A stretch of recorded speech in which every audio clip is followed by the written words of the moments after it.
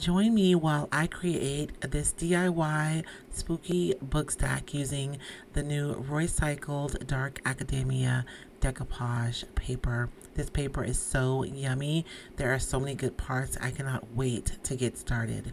I'm also going to be using the ILD Gilded Transfer and this little tag that I found at the thrift store.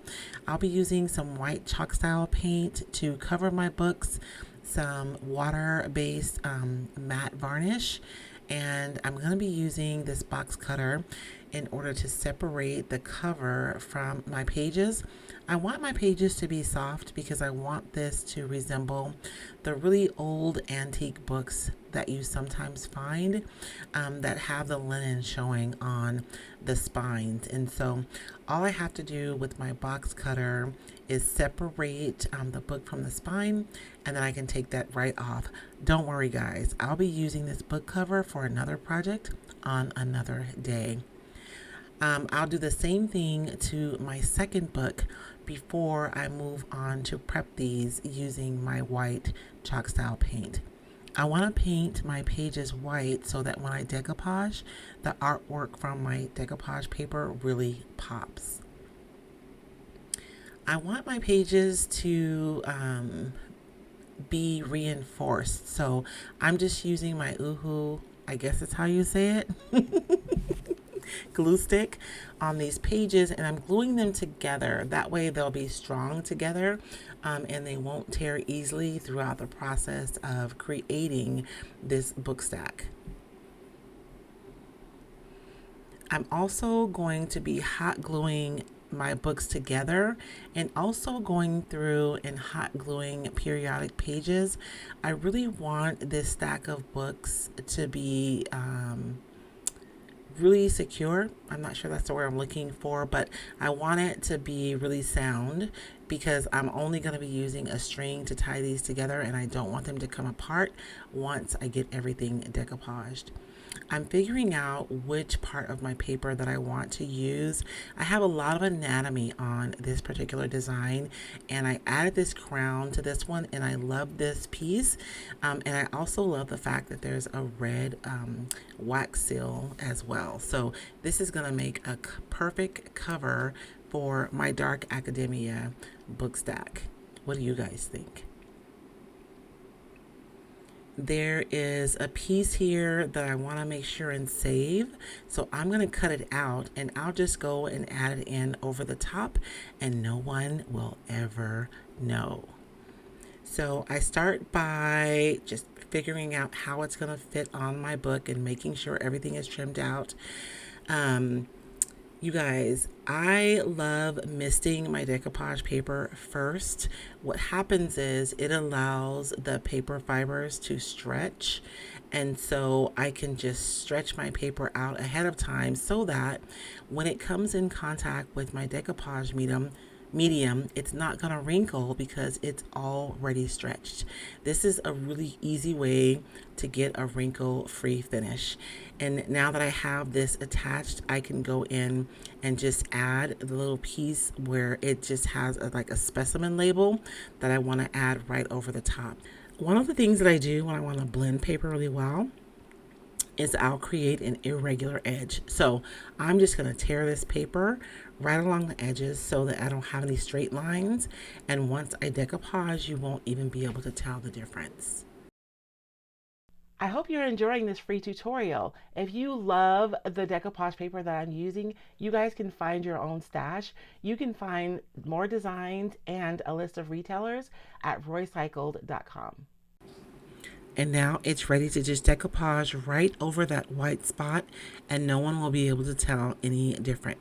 Before I move on to the next section of my book, I'm going to dry this top portion first, but I want to use this label on the spine. So I'm going to use my cover to kind of figure out how I'm going to cut this piece. Y'all look. I am stingy with my paper. I do not like wasting paper. So I like to trim my paper as close to exact as possible. when I am working on a project, because I'll finish this project and I'll still have a ton of paper left over that I can use on multiple other projects. It's one of my favorite things about the Roycycled decoupage paper. I'll use my little craft dryer to dry the section first before I go ahead and decoupage my spines. It's super important not to handle your paper when it's wet. If you touch it and it dries a little bit, when you lift your hand, you can tear the paper in that little spot. It's not a total deal breaker, but it'll just be irritating and you won't be happy. So just be super careful when you're working on like a three-dimensional project like this to dry each side before you move to the next, so that that doesn't happen. I go ahead and get my paper trimmed down, but I'm not satisfied with the way that it's kind of wiggling when I'm handling it. So I'm just going in and reinforcing it with some additional hot glue. And I'm also going to put some hot glue between the two spines to make sure that once I get it decoupaged, I don't have any issues with anything like coming apart or shifting, because I really don't want my decoupage finish to be affected if my structure of my books isn't done really well. So once I get all that hot glued and I'm satisfied, I can go ahead and add my piece of paper on my spine. I didn't stamp anything on my label. What would you guys add to this label if this was your book stack? I'm just curious. I could use the Roycycled apothecary stencil and maybe put something on there, or I could even use the Iron Orchid Design apothecary stamps to put something in this spine, but I couldn't make up my mind, so I don't have anything in there yet. Once I get it decoupaged, I go ahead and seal it right away, and of course I'm going to dry this section before I move on to the next section to ensure that I don't tear my paper or ruin this side when I'm working on the other. My favorite way to trim my decoupage paper when I'm working on projects is to simply use a sanding block. This is probably about a 180 grit sanding block, and I'm always going straight down when I'm sanding so that I don't tear my paper. And then I'll go around my edges and make sure everything is tacked down and dry this section before I move on to decoupage the back of my book stack.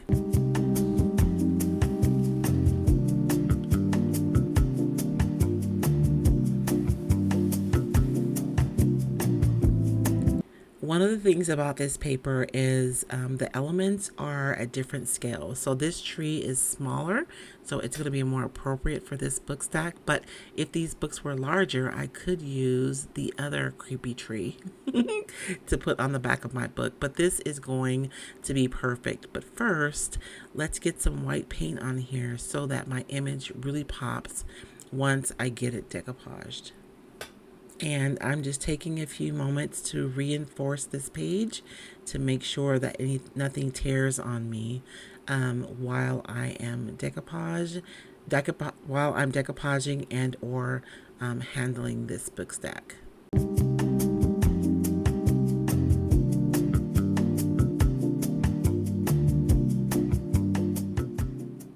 I have a little piece of the fabric from my spine that's showing right here, and I really like the way that looks. So I'm going to go ahead and just tear off this paper. It doesn't matter that it's not perfect because I really want this book to look old and worn. So once I get this decoupage, I can seal it and trim it before we move on to our next step. I'm just going around with this 220 grit sanding pad and doing a final trim around the book to make sure everything is nice and clean before I move on to some of my finishing touches. You guys, I love this so much. Now, I know that it's Halloween season and everyone is decorating for the spooky season, but this book will probably live in my living room year round because this is totally my vibe. I want to add a little bit more character to this, so I'm going to fortify it with more hot glue before grabbing some dark wax and just going over my book to grunge it up a little bit more. It looks a little too pristine. I really do want it to look like it's like ages old. So some dark wax right over the top of this is going to be perfect. I've already sealed and dried my paper, so I'm able to go over my paper with the dark wax without any issues. It's so interesting. I'm finding that I am picking up my waxes more and more lately. When I first started painting furniture, I loved using wax and I've kind of gotten away from it, but I'm finding myself migrating back to the use of wax. It really does create beautiful dimension to your work when you can go in with either the clear and or the dark waxes to just add a little bit more to your projects. I'm using the Iron Orchid design metallic transfer on this tag. You guys, I found this tag in one of those bags at the thrift store. Do not sleep on the bags at the Goodwill. It's always a good idea to take your time and look through those because you never know what you're going to find. Now this is pretty, a little bit too pretty, so I'm going to go over it, the string and the tag with some dark wax just to make it look more like the book, more worn and old, so it doesn't look as pristine. I finish off with some jute. And you guys, that's it. I love this project. Super quick, super easy. This decoupage paper is perfect for the spooky season, or if you're like me and you are basically a dark academia babe, then you'll love this paper all year round. What do you guys think? Are you going to make this project?